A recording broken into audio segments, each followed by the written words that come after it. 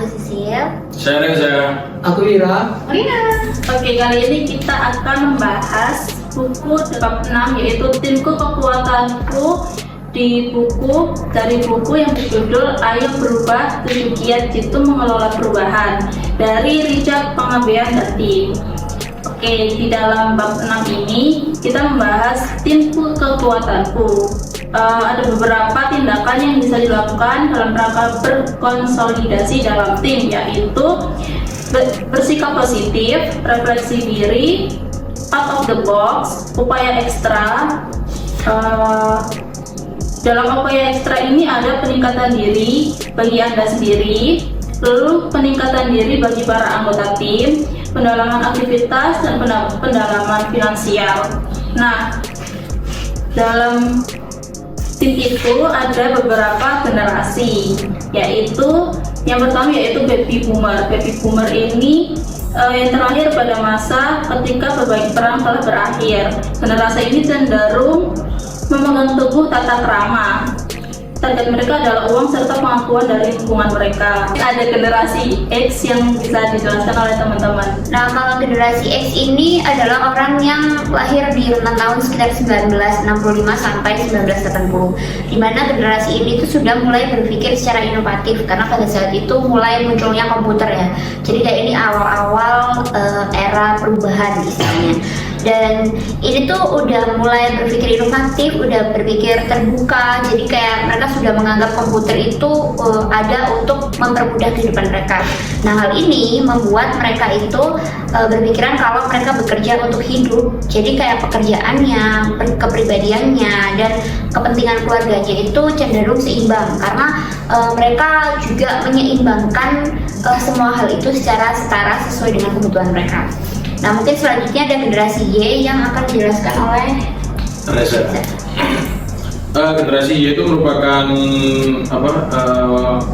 manusia yang rentan umurnya itu tanggal lahirnya itu di antara tahun 1980 sampai 2000-an.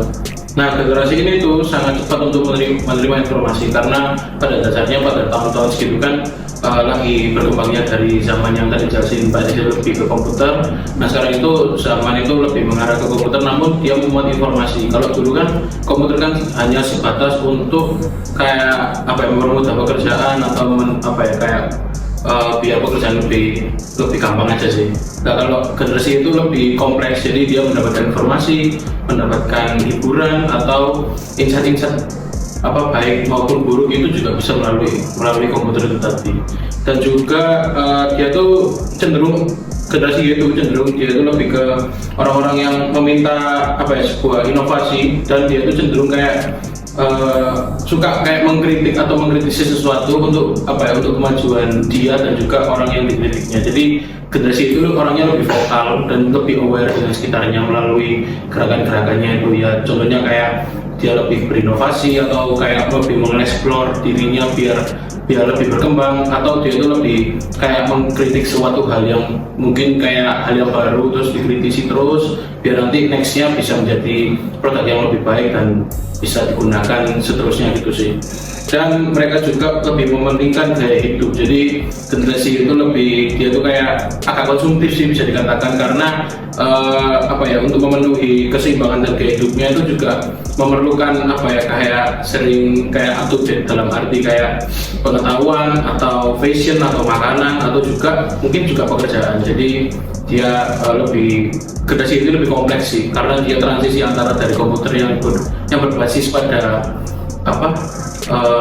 mempermudah pekerjaan menjadi komputer itu menjadi sebuah alat untuk mendapatkan informasi dan hal-hal insight baru untuk dirinya dan untuk mengembangkan kepribadiannya juga gitu sih. Mungkin kalau selanjutnya dari Mas Wira. Aku mau bahas tentang generasi Z, yaitu generasi yang bisa disebut Centennial, Generation M, I Generation, Internet Generation, Net Generation, Post Millennial. Orang yang lahir pada rentang tahun 2001 sampai 2010. Nah, generasi ini mungkin untuk sampai sejauh ini generasi paling muda ya mungkin. Jadi generasi Z itu hidup pada masa teknologi sedang berkembang atau melaju. Pola pikir mereka cenderung ingin serba instan. Kehidupan mereka aman bergantung pada teknologi. Jadi generasi Z ini emang kayak semacam penyempurna atau penerus generasi-generasi sebelumnya yang tinggal pemungkasannya itu tinggal menikmati enaknya kita yang dahulu mereka itu. Jadinya mereka itu serba berpikir instan kayak gitu. Jadi mereka itu mungkin nggak sekompleks generasi Y seperti yang dijelaskan Mas Reza tadi, tapi mereka itu lebih susah atau lebih punya tantangan sendiri dalam generasinya, yaitu untuk memikirkan lebih banyak cara gimana cara dia mengolah informasi aja sih. Jadi kalau misalnya kita ini lahir di generasi Z itu bakal mikir instan. Nah ini kita didorong atau ditantang dengan perkembangan teknologi yang secara pesat gitu untuk otak kita mengejarnya. Oke, kalau dari saya mungkin kesimpulan aja ya. Kembali ke judul bukunya adalah timku itu adalah kekuatanku. Sebenarnya tadi generasi semuanya itu yang disampaikan. Kalau misalnya kita berada di dalam dunia kerja itu pasti ada. Contohnya aku adalah tahun kelahiran 1996 dan 1998. Oke, kemudian Mbak Sisil sama 1998. Oke, Mas Mira. Aku 1996. Oke, kalau misalnya Mas Reza 1998. Oke, nah sebenarnya adalah kalau misalnya ini kan masih di angka 99-an semua lah ya, ibaratnya kita masih ini.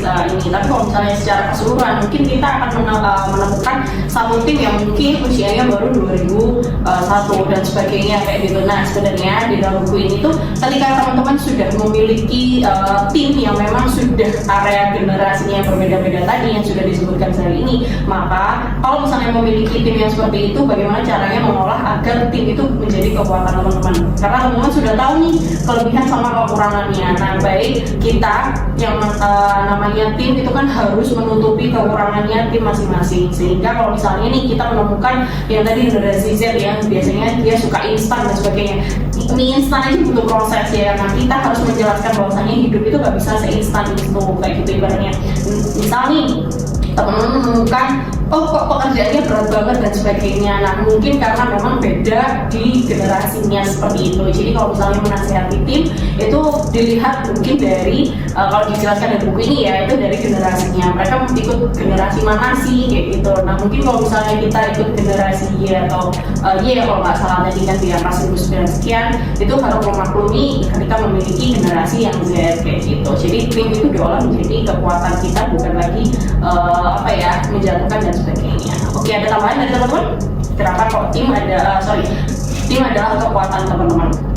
Mungkin tambah dari aku ya Mbak Rina mengenai timku kekuatanku tadi, masih tentang buku ini juga, karena yang tadi itu tentang kreativitas senjata. Kalau sekarang ini timku adalah kekuatanku. Jadi di sini maksudnya ngomongin tentang sinergi dalam sebuah tim. Jadi dalam setiap tim kan selalu ada lebih dari satu orang. Nah itu dia pasti ada keunggulan sendiri-sendiri. Dan demi menciptakan suatu tujuan atau mencapai goal tertentu, kita juga perlu kerjasama yang dimana itu gak bisa mengandalkan satu orang atau dua orang aja, tapi seluruh tim yang saling bersinergi. Itu sih. Ada lagi ya teman-teman? Cukup. Oke, kalau cukup kita akhiri di sini. Sampai jumpa. Dadah.